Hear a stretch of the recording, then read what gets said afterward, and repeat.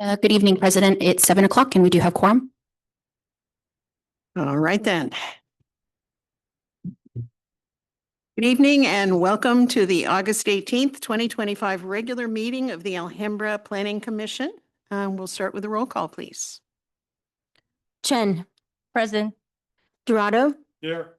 Gardea. Present. Grijalva. Present. Ho. Here. Juarez. Here. Maharo. Garcia. Here. Olson. Here. Please rise and join me in the flag salute. I pledge allegiance to the flag of the United States of America and to the republic for which it stands, one nation, under God, indivisible, with liberty and justice for all.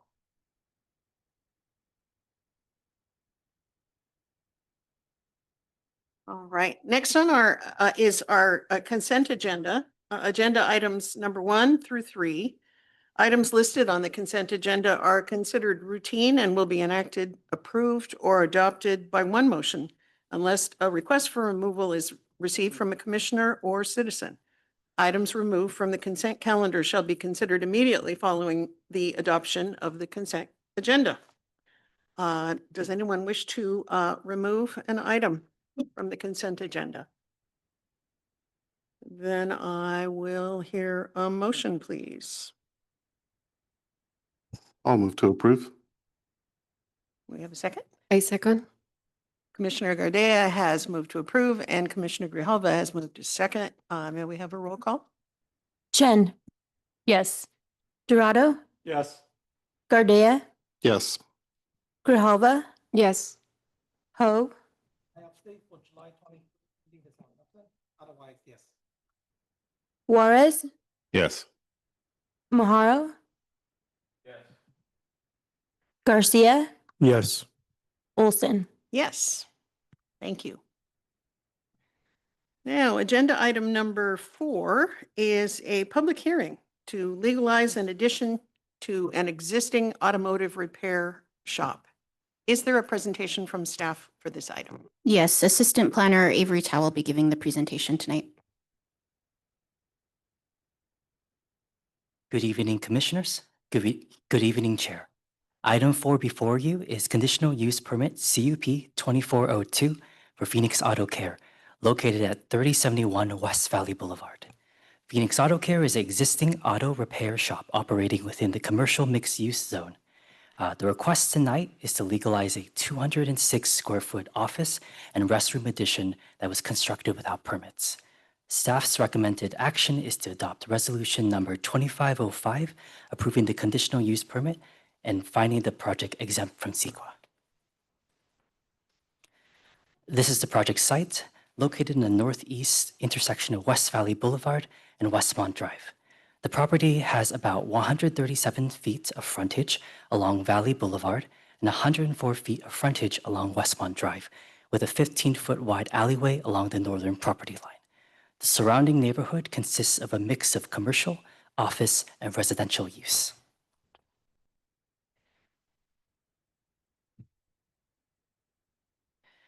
The property has operated as an auto repair facility since 1981, with Phoenix Auto Care as the tenant since 2017. No changes to the building or use occurred at that time. In March 2024, the city zoning update reclassified the site from Valley Boulevard specific plan to CMU commercial mixed use, making automotive repair a non-conforming use at this site. Between June and September 2023, a 206 square foot addition was constructed without permits. A code enforcement case followed in October 2023, and a planning application was submitted in January 2024 to legalize the addition, which has since been reviewed for compliance with the Alhambra Municipal Code. The proposed expansion includes a large office area of approximately 161 square feet and a restroom expansion of about 45 square feet. The addition does not include any expansion of the existing repair garages. Accessibility improvements have been added, including an ADA-compliant ramp, guardrails, and an accessible restroom. There are 13 on-site parking spaces, which exceeds the city's minimum requirement of 5 spaces. One ADA compliant stall has also been added. The addition's design matches the existing building in terms of materials, massing, and scale, and was approved by the Design Review Board on June 10th, 2025. Here we have the existing floor plan outlined alongside the proposed floor plan. You could see the area of added square footage outlined in the dotted line. The hatched area on the proposed floor plan denotes wood frame construction and areas of the building that have been remodeled but do not encompass new square footage.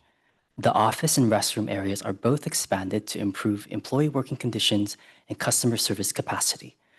The rest of the building layout remains dedicated to automotive repair operations. These photos show the current conditions of the site. You could see the addition to be legalized, marked with dotted lines, in photo 2, located as the last photo in the second row of the photo arrangement. The building is a single story, 12 feet in height, as well below the 40-foot maximum allowed in the CMU zone, and the addition has been integrated into the design of the existing building. Here are the architectural renderings as approved by the Design Review Board. They confirm that the addition is integrated into the existing building design with consistent materials and finishes. Because the addition is an expansion of non-conforming use, it cannot be permitted under the previous CUP from 1981. The CUP from 1981 only encompasses approval for what was physically developed on the site at the time. The municipal code allows expansion of a non-conforming use only with a new conditional use permit. Staff has determined that with appropriate conditions, the expanded use will remain consistent with the general plan, compatible with surrounding uses, and compliant with all applicable development standards. In conclusion, the proposed expansion improves business functionality, accommodates for expanded administrative offices, and remains consistent with both the operational history of the site and the surrounding land uses. Staff recommends that the Planning Commission adopt Resolution number 2505, approving the conditional use permit CUP 2402 to legalize the addition and find the project exempt from CEQA. Staff and the applicant are available for any questions. Thank you. Thank you. Does the applicant have a presentation? Okay. Commissioners, do you have any technical questions or requests for clarification from staff based on their presentation? Yes, I have a point of clarification. When I'm looking at the conditions for the use, I'm not sure I see anything that restricts the use to only an office and a restroom. So did I miss anything? Is there anything that says there's a restriction on the use that it has to be only office and a restroom? So on the floor plans, it has been noted that the expansion is just for the office and the restroom. So for this particular expansion, it's not expansion of the garages, and it's something that has been indicated on the submitted floor plans. Right, but there's no specific exclusion of use of that 216 square feet. The reason I'm asking is because I'd like to know if that's something we could discuss on, whether we can add to that conditional use permit that that space can only be used as an office and restroom. So there isn't any expansion of the operations, the repair operations into that area. That's why I'm asking if there's anything that's in the conditional use documents now that prohibits the expansion of operations. So there's no prohibition specifically, but if you look at PL6, it essentially says that the plans submitted as part of the staff report that are being approved as part of this conditional use permit, that they need to operate in accordance with those plans. So if they're showing on the plans that it's for office space, approval of this conditional use permit would require that it be utilized for office space. From henceforth and forevermore. Unless they requested an amendment to the conditional use Got permit. Okay, thank you. Thank you, Commissioner Dorado. Is there anyone who has pre-registered to provide public comment? I see we have one card here. Are there any written comments that have been submitted? We did receive one email related to this agenda item. We provided copies up on the dais for each of the commissioners. That email was submitted by Mr. Lewis McCammon. Yes, and Mr. McCammon has submitted a request to speak on this item. So, Mr. McCammon, you're up. A few things to pass out to you first before I begin speaking there. And should be enough copies for the staff up here too. There's two items there.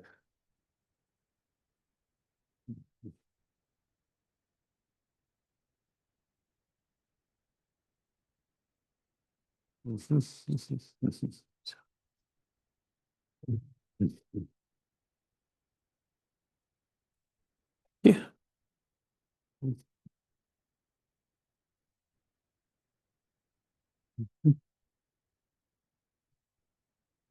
Thank you.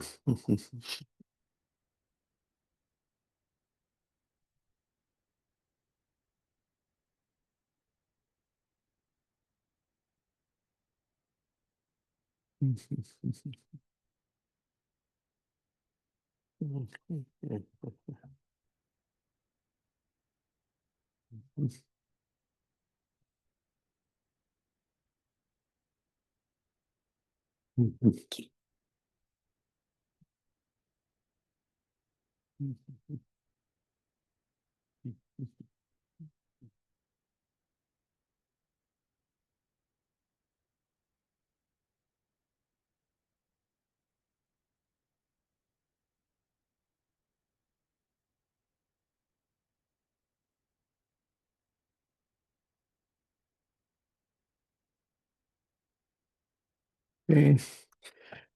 Good evening, Lou McCammon, 105 North Cordova Street. First off, let me say, I think this project is entirely within order and is non-controversial, and you should pass it.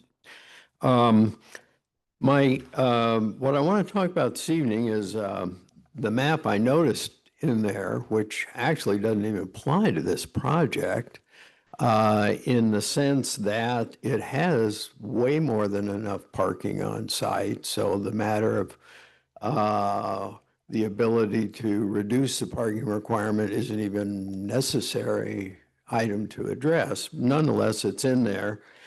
And it does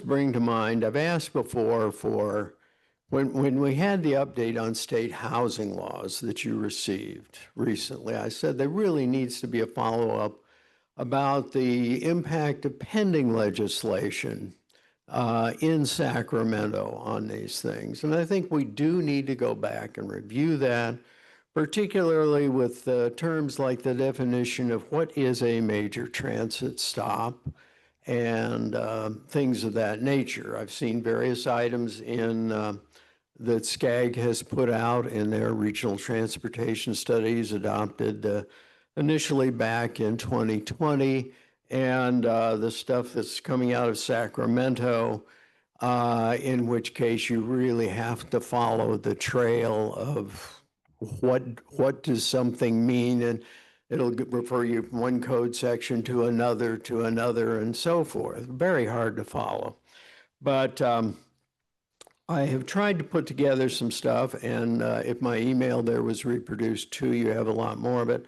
There is one typo I noticed in the email, and it's also in the part here, and that is just in introducing that last section, that last next last bold-faced line there. It should be California Public Resources Code Section 21064.3, which matches the code number referred to above. I hadn't caught that typo before I put it out.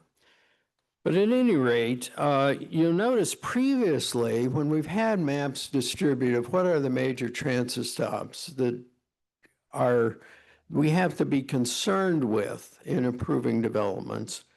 The three stops along Atlantic Boulevard were the ones that were highlighted. And you were just looking at things within a half mile of those yellow dots.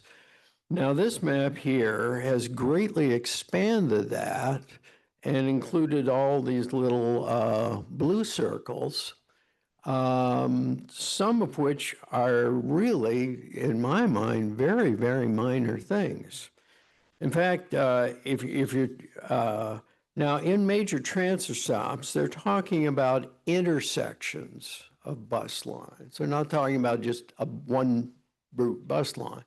There are things called transit corridors, which could just be the one route. But if you're talking about transit stop, it's an intersection, and they say it's an intersection of two major bus lines. We just had a study which came before the City Council on June 23rd, very elaborate study, done by a city retained consultant about the ACT lines. And one of the pages in that, unfortunately, I didn't have time to reproduce that also for you. But it's on digital page 79 of the online agenda for that city council meeting.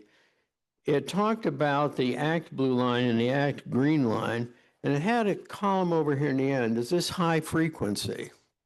And they said 15 minutes or better at the peak hour. And they're using a little bit different criteria, and some parts of state law refer to 15 minutes, some parts of state law refer to 20 minutes. And on the ACT blue line and green line was no, but they were referring to a 15-minute thing there. It's generally about 20 minutes, sometimes it may be a minute or two over, but at any rate, they don't carry a huge amount of traffic. And particularly in the case of the blue line, you're looking at Cordova and, or not Cordova, but Chapel in Maine. There's almost nobody switches from one line to the other there because they essentially run fairly parallel through most of the city and everything. At any rate, that's my 5 minutes. I just think we need a chance to reiterate that thing. We really need a study as soon as possible on what's going on with the legislation in Sacramento. How do all these various things come together from SCAG and the state about the major transit stops, the impact on the city? If everything is going to go with this map, boy, you can build to the max anywhere in the city. Just throw out our zoning code. Thank you, You Mr. know, McCammon. thank you.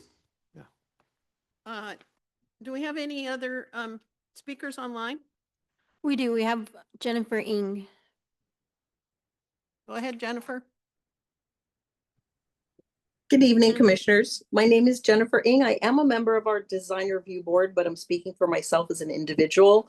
I don't really have an opinion at all regarding this particular property, but I do have the map concerns, and I want to thank Lou for pointing those out. I actually completely overlooked it on the agenda until he sent the email out.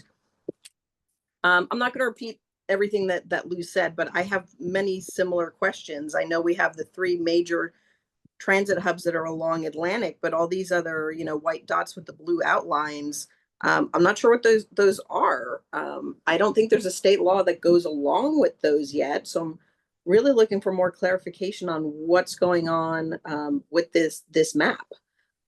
And, I don't want to duplicate a lot of what Lou said, so I will leave it there. And Bert would like to speak as well.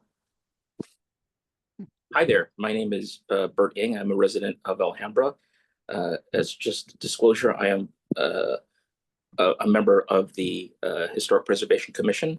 And I'm speaking about item number 4, not about the actual conditional use permit, but rather the exhibit with the map and the definitions and delineations of the different transit stops. Again, I want to thank Lou for bringing this to our attention. I didn't see it, but when I did look at it, a concern that I did have was what the blue circles really mean. What is the implication of making those blue, and how that affects our zoning, and how that affects potentially our historic preservation ordinance from the perspective of preserving homes, preserving neighborhoods. I know that there's a lot of different Senate bills out there right now, and a lot of things are up in the air. But coming down the pipeline, seems like there's, definitions of bus stops, transit stops, and so on that actually have implications to zoning.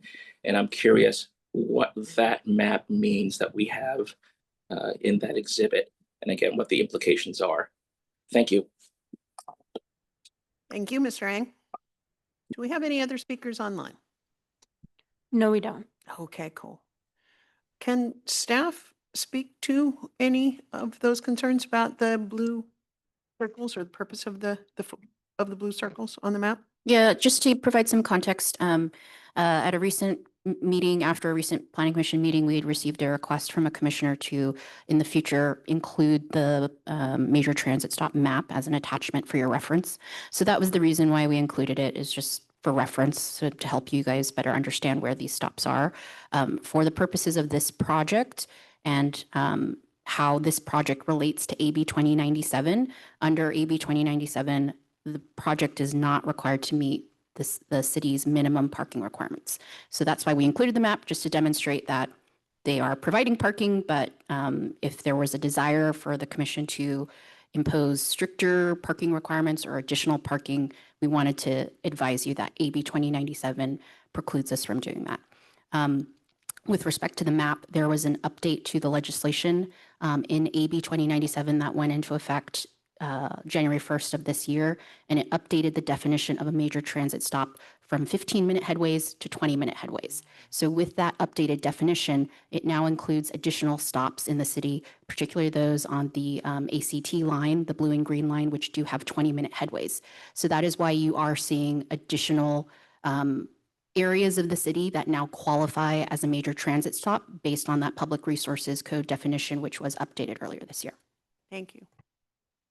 I also understand that some of you are referring, or some of our callers are referring to SB 79, which I understand there will be a discussion at our next city council meeting on SB 79 and its implications. So stay tuned for that. Well, hang on just one second. Let me see. So we have nobody else wishing to speak. Then I will close the public testimony portion of the public hearing. And first, we'll go to see if the applicant wants to respond to any comment that was made. Okay. And does staff want to respond to any comment on any public testimony or comments made? Not at this time. Okay, then commissioners. Yes, thank you for your forbearance. This is a follow-up to that, and I appreciate the background you gave us. I think that the major point is, what about the the intersection of two major routes as a defining criterion for designation of major transit stop? So is your question, what qualifies as a major bus route? No, the intersection. So it says that the intersection of two major bus routes. Correct. What defines that? Of what I'm looking at this, I don't see major bus routes intersecting at the blue dots. So, okay, so your question is how we determined those dots are intersecting bus lines? Not bus lines, major intersection. Because that's the language, right? It's the intersection of two major bus routes. That's right. Yes. So intersection, not along the route, but where it intersects. That's what I'm understanding is where they intersect. That's what's considered a major bus. Yes, so that's stop. what's reflected on the map. It's showing see the those. intersection of major bus routes. And that's the blue dots? That's the yellow ones, right?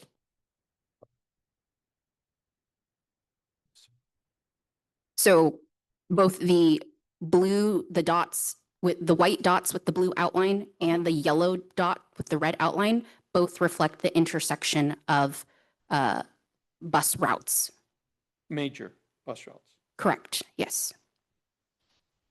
What the difference in what they're showing is that the line along Atlantic, that's based on the SCAG, RTP, Regional Transportation Plan, Sustainable Community Strategy, transit stops. And then the ones with the white circle with the blue outline are just showing all of the transit stops that meet that qualification of the 20-minute headways. Okay. So then that does fall within the definition of an intersection. Correct, yes. Okay. Do we have any other commissioners with, yes? Vice President. Maya, thank you, President Olson. Just to double click on that a bit more. I'm aware of the Metro line that runs on Atlantic, and I'm aware of the SCAG major transit stops that were at least depicted before the definition was revised. And given the revision of the definition, now we have apparently the ACT bus lines that now fall within the major transit stops definition. So I could see why the dots here have circles, the white dots have circles and the yellow dots have circles in the map. What I'm still kind of struggling with though is the definition of major transit stop being that it's the intersection of two major bus routes. So I don't understand where again, Atlantic has a corridor and where another bus route intersects with that Atlantic, that would be an example where they intersect as a major transit stop according to the code, and according to this code 21064.3. Are you saying that every one of these ACT bus circles reflects two bus routes intersecting at that intersection? Yes, so there's also a metro line that runs along Valley. Valley? So it's the fact that there's a metro line running along Valley, plus we have the ACT And lines that That runs up intersect. that runs north and south, those ACT lines? So I think it's the green line, one of them is circular, and the blue line, I think, kind of goes down Fremont. So it's the intersection of both the ACT lines and the metro lines. So what you're seeing here is those metro lines on Valley, metro lines on Atlantic, and On then Main, ACT, correct, yes. and ACT bus lines running intersecting directions of those, like opposite of what the metro line runs. Or having, basically, to qualify as intersecting, it just needs to have a stop basically at the same intersection. Even if they're going the same direction. Let's call it overlapping instead of intersecting. How about that? Yeah, so they're not intersecting in the terms of what I think of an intersection, Right. different directions of traffic. They just could be going parallel. So HCD has provided loose guidance, and based on their loose guidance of how to interpret that, it basically just means that you have more than one bus line that shares the same stop somewhere at an intersection. Okay. And then have we confirmed for sure that all our ACT bus lines that are reflected here are 20 minutes or less? Yes, that's correct. Okay. And then just one point, I was the commissioner who asked to have these maps added, so thank you, Maya, for doing so. So I apologize you're getting all these questions as a result of my request. But that's why I actually wanted to have those maps added, because there's two terms that have been thrown around in the past. One was high quality transit areas, and that's where the whole corridor is highlighted. And now that ACT is included, I don't even know what the map looks like now at this point. It might just be all blue. And then there's the there's a major transit stop map, which before was just, essentially maybe two full circles and partials of three other circles, which now has been replaced by what you see in the agenda today. So again, I think it's very informative that you did this. So thank you for doing that. Do we have any other comments or questions, Commissioner Gardea? Yes, to bring us back to the topic at hand, I was wondering, I had two questions. One is on the site plan, there's an area in the alley that looks like it's an easement. Maybe it's an Edison easement where the power line runs. And I was just wondering why it's just like a landscape strip in the back there, and if the applicant is responsible for the maintenance of that. So the site plan submitted by the applicant shows that there's an existing electrical pole located inside the landscaping strip. So based on the plans, we could deduce that there is some sort of easement to the north of the property with the landscaping belonging to the subject property. So the applicant is responsible for the maintenance of that strip back there behind the alley, on the alley. That's correct. Okay. And then my second question was, when we're considering the externalities of this type of use, I'm wondering if we can't, with the applicant's consent, perhaps add a condition restricting the hours of operation to what they've listed in their application?